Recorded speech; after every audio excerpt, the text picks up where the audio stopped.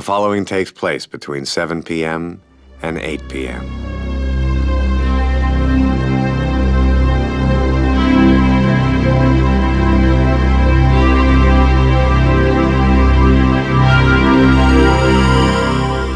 I'm Curtis Dominique. I want to welcome you to the newest episode of An Idiot's Thoughts. As always, I am the idiot in question. Today on the show, I'm quite excited actually. I just finished editing it and I got the MP. The MP! Garnett Genuis. Sitting and talking with this guy for about an hour was incredible. The wealth of knowledge this young man has. Yeah, I know, I'm an old guy now. I can actually say young man. This young man has, and that's actually our representative on Parliament Hill, is incredible. This guy was so friendly, but we talked about Trump, about coal, about the coal tax, the carbon tax. It was incredible. So this is part one in a three-part mini-series with our MP, Garnett Genuis. And I have to do a little disclaimer on this. I was kind of a little nervous. I didn't even know that this was happening. I chewed gum throughout the entire interview, and you see me, I look like a horse. I was like, I want to apologize to the viewers and to Garnett. I'm so sorry. The next interview, I promise, I will keep the gum chewing to a minimum. That's all I can promise. I'll probably still be nervous. He's good.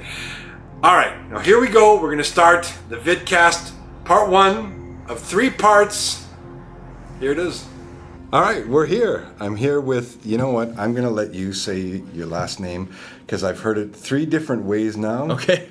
And I want to make sure it's Garnett Genuis. Genuis. Genuis is how we say it, yeah.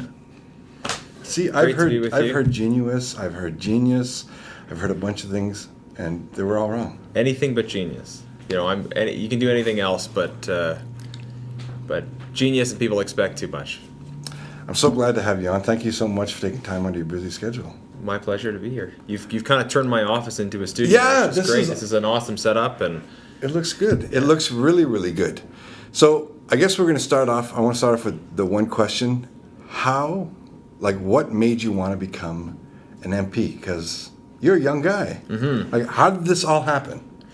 Well, I've been interested in politics for a long time, and I guess more particularly, I've always been interested in policy. Think of that as the stuff governments do. Okay. I'm not a natural extrovert in terms of my personality, but I really like the issues. I care about the issues, and from a young age, I've had interest in different kinds of public policy issues: economic issues, international issues, social policy issues. And just kind of going through that process of developing an interest, I came to the conclusion that the most effective way to talk about and to advance issues, at least for me and with the skill sets that I have, would be to serve as an elected official. There's lots of different people on the public service side as well as the elected side who are involved in making those decisions, but I decided for me that the elected path was a positive one in terms of being able to talk about and move forward with some of the different issues that are important to me and I think important to people in this area. Oh, it's great. I'll say, I was telling my wife I was going to say that I voted for you. Thank you very much. No, that's great. I read a lot of what your initial, do I want to say platform? Do you say that, or just what you were saying? Yeah. How you got your message across, and yeah. Great. No, I agree with it. Appreciate your support. No, I'm not saying that just because this way we got the interview with you, but yeah. I did. You didn't tell me that before. No, did I say anything like that? I was like, no? All right. Absolutely. All right. By the way, I'll just pass that to you, Garnett. Thank you. So let's start at the beginning. Born in here, close by? So I grew up in Sherwood Park. I think we moved here when I was 1 or 2 years old. I don't remember it too clearly. Sherwood Park has really always been home, and grew up in rural part of Strathcona County, just outside of Sherwood Park, and all the way through high school. We lived in this community. I did my final 2 years of high school in the city, but always went to school here otherwise. That's kind of my background here. I went to Ottawa after high school as a way of getting my university, but also kind of deepening my awareness and interest in politics. So I studied at Carleton University, got a job working on Parliament Hill there. I did a master's overseas in London. Wow. And then came back here after I got married. So a great opportunity to come home and get back involved in the local community, having acquired some knowledge about politics and public policy from other places. That's incredible. So when you went to London, where I guess we've adopted their governmental system. Now, do you find that it's still similar in the same way, or have we kind of branched out and modernized a little bit? Well, it's always interesting being in another country because you notice the similarities and you also notice the differences, right? Now, I should say I wasn't hugely involved in British politics. As a student, I attended some different events associated with the Conservative Party. It was an interesting time because the British Conservatives have just gotten the most seats, but not a majority of seats. And often when we've done that here, we've had minority governments where governments simply seek to govern with less than a majority of the seats. There, they went the coalition route, where they formed a coalition with their Liberal Party. And there was a lot of public debate around that because the Liberal Party, in order to enter this coalition, had to make certain compromises of what had previously been their principles, and the Conservatives had to make compromises as well. So there were some people who liked this coalition, others who felt from both of those parties who felt like there was a betrayal of core principles. So it was interesting to see, while the institutions are quite similar, how the political culture was different and the impact that it has. The kind of the resonant impact of class in British public debate was interesting to observe. And the different experience of immigration. When we talk about multiculturalism here in Canada, and when they talk about multiculturalism not just in the UK but different European countries, there is a little bit of a different experience. Whereas I think we've been relatively successful in Canada at having integration at different communities, living together, sharing with each other. The type of multiculturalism that is experienced in Europe, it can feel more divided. Really? Between, there's this community over here and this community over here. So it's like pockets or something like that. Exactly. Yeah. So lots of interesting differences. The UK is one of the most similar countries to Canada that there is, and yet you can still notice these really interesting differences in how they play out. I'm really interested in this kind of thing. So talking to you about it, and you actually went there to see it hands-on, that's amazing.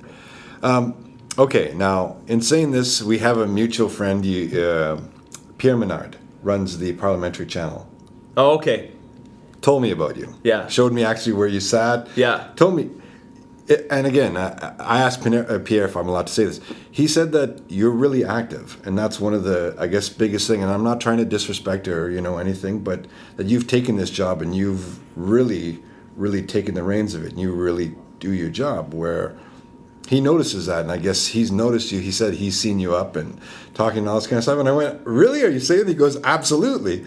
So then I did a little bit of research, and I saw that. You don't play around. You're in the thick of it. And to me, that's I admire that. That's really good. Like, you took this job and you're trying to make a change. Thank you. Yeah, the House of Commons debate specifically is probably what he's noticing as the guy involved with the parliamentary channel. I speak a lot in the House of Commons. I see that as a central part of the job. And the great thing nowadays is, in the past, if an MP was speaking in Ottawa, your constituents wouldn't necessarily see it. But now, not only with the parliamentary channel, but also with social media, I've got a great opportunity to share my speeches online. So I'd encourage people to follow me on Facebook as a good tool. I post many of the interventions that I make in the House of Commons there.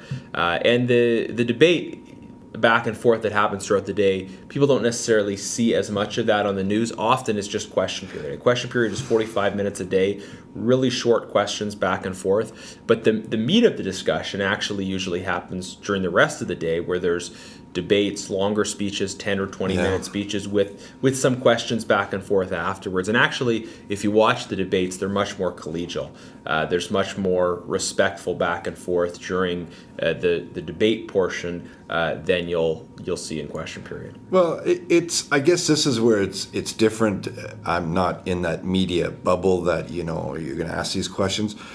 I want people to get to know you and to know that there's always two sides to a story. And you're going to see something on TV where it might show you in one light, but it could be completely taken out of context. And you're put there and you're like, well, what the hell is this?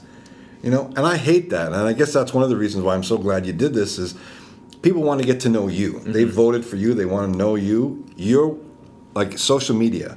You're a rock star when it comes to that kind of stuff. Oh, yeah. And I've looked through, and you've taken that where some other, elected officials, I guess, don't see that as a wave of the future. But being a younger guy, you know that everybody now, they have their phone. Like, information is instant. And, young people are very active on social media, but it's not just young people as well. And it depends on the platform. Twitter is still it's a pretty small minority of people that are using Twitter, and it tends to be people that are very active, that are trying to promote their ideas or their business. Facebook is my favorite platform because you've got a whole the majority of the population here are on Facebook, and it's intergenerational because you've had older people get on Facebook to stay in touch with their kids, to see pictures of their grandkids. And so it's a great forum for that discussion, and so yes, it's about engaging young people, but it's a broad swath of people that get involved in that discussion. Do you find now with social media more people are reaching out to you than maybe they would have, say, 10 years ago just by normal mail? That may be the case, although I was just out of high school 10 years ago.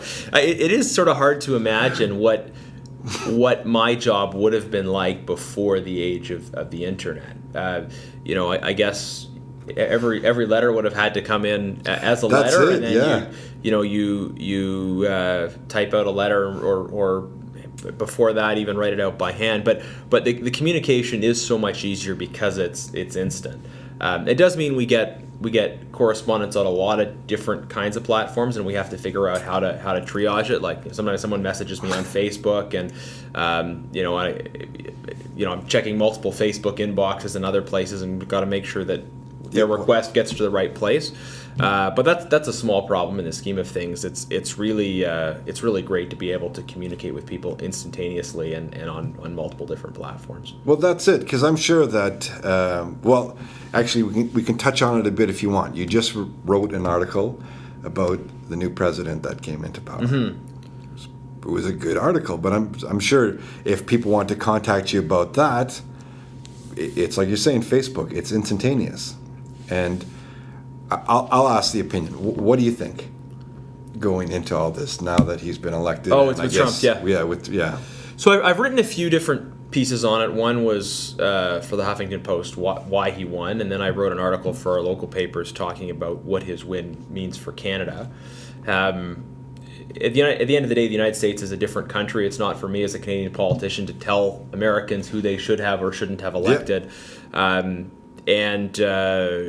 With any politician, you can find things that are more positive and things that are more negative. Here in Alberta, there's a lot of optimism about what this means for Keystone XL, that will now go forward, very likely. My biggest concern about Trump's situation right now is the relationship with Russia. I think most Canadian conservatives, there's a consensus we have, at least within our political party, about the risk that Russia poses, the importance of being realistic about that, of being strong in response to Russia, and also the importance of collective security. It's not about Canada versus Russia alone, but it's about Canada working with our NATO partners, with Eastern European countries that are members of NATO, and like-minded non-NATO member countries, with the United States. We need to be really investing and deepening our relationship with like-minded democracies and allies, and using that collective security to put pressure on Russia to stop its aggressive actions in other places. Now some of the information that's coming out about possible connections between the Trump campaign and the Russian administration, these are important questions, and we'll see where those discussions go. But additionally, some things were said in the campaign about collective security, about, well, is NATO still relevant? And I think NATO is particularly relevant. It's very important that we maintain a strong NATO. So this whole question of Russia and what Trump's election means is an important one. There's other questions around trade as well that we could talk about. Yeah, I was just about to ask that about too. Yeah. I think there's a lot of unknowns. The Republicans have the presidency, Congress, and the Senate, but Republicans in Congress and the Senate don't necessarily see the world the same way as the president-elect. And many Republicans in other branches of government would share my view on Russia, would share a certain skepticism about Russia's intentions. That's probably understating it. Would share concern about Russia's intentions. And would be very supportive of free trade, but it's that balance and how it works out. My perception of what happened during the election is that these trade issues were actually very important for Trump's electoral success. He was able to put in a pretty substantial margin in Ohio relative to what it's been historically, but also to win states like Michigan and Wisconsin. I think because of this sort of manufacturing trade, kind of economic America first idea, what he needs to appreciate, and hopefully will come to appreciate over time, is that as a global community, especially as a community of like-minded democracies, we'll prosper together. Trade benefits everybody. Trade isn't a competition. It's about mutually beneficial exchange. Yeah. And the same thing with security. We will be stronger as we stand together. America puts a lot of resources into security, but the ability to have partnerships with, Canada, given our geography, and again, from a geographic perspective, the countries in Eastern Europe, these partnerships are important for the United States as well as for the other countries in them. Yeah, you know what? I completely agree. And then sometimes it's always the United States against the world, and that's what I don't get. Like, you have allies. We've been an ally, I think, ever since. Our creation, along with the United States, and I don't get that. Like you're saying with Russia, it's something to be worried about, but I don't know if it would ever. Do you think it would ever go to something like that? Do you there's a lot of rumors or just maybe even conjecture about people going out. Trump, people are going to hate him. They're not going to want to have anything to do with him. Europe hates him. It's like you're saying, their country, it's trade. People want to have trade with every other. They might not like him as a person, but. It's important to always remember when we're dealing with the United States that they do not have nearly as centralized a government structure as we have in Canada. In our system, if you have a majority government, basically decisions, it would be very uncommon that a decision would be made that the Prime Minister wouldn't agree with. In the U.S. system, it's quite different with the power that is in the legislative chambers in the House and the Senate. So all these different authorities are going to be important, and for Canada, it's important that we engage with all the different branches of government, that we be engaging with the House and the Senate as well as with the new president and his team. I think that many countries appreciate the importance of the United States and the importance of having a positive relationship with the United States, and will continue to pursue that in the new environment. But it's important as well that the new leadership in the U.S. again appreciates the value of those alliances and the collective security systems that we have in place.